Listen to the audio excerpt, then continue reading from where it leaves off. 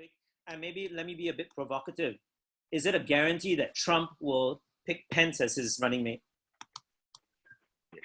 I cannot imagine any scenario where Trump dumps Pence for Nikki Haley, which is, of course, what everybody believes would be the choice.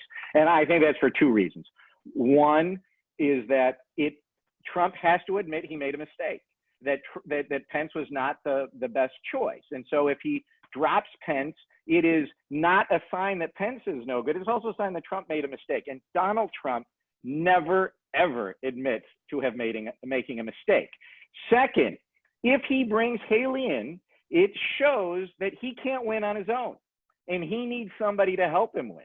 And he needs to bring in, Nikki Haley to do it. I don't see his personality allowing for that either. So I really cannot imagine that happening. And let me just say, this happens all the time. There was the talk last time around that, or two times around, that Obama was going to swap Biden for Clinton, and Clinton was become VP, and Biden was going to go to Secretary of State. So all of this talk, normal.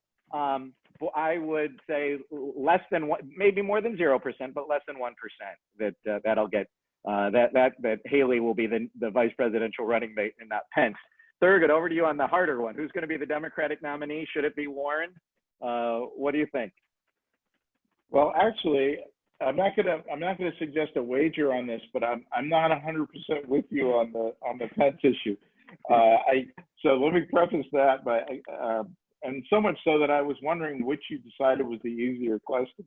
But we have, as you remember, our friend and former colleague Paul Begala, about 2-3 months ago, predicted not only that Pence would be dropped, but that he would be replaced by Nikki Haley, and he predicted the night or day that it would occur, which was, i.e., the beginning of the Republican National Convention, which is sometime in August. And so, out of respect for Paul's judgment and acumen, I want to leave open a larger possibility than your 1%. And I do, while I agree with you about the president's unwillingness to acknowledge an error, I also recognize his ability to message something, and he may see a way to do it that I just don't see. And I do think, though, that the vice president stabilized any doubt about his position pretty well through his leadership of the COVID task force, even though it may not have been perfectly handled.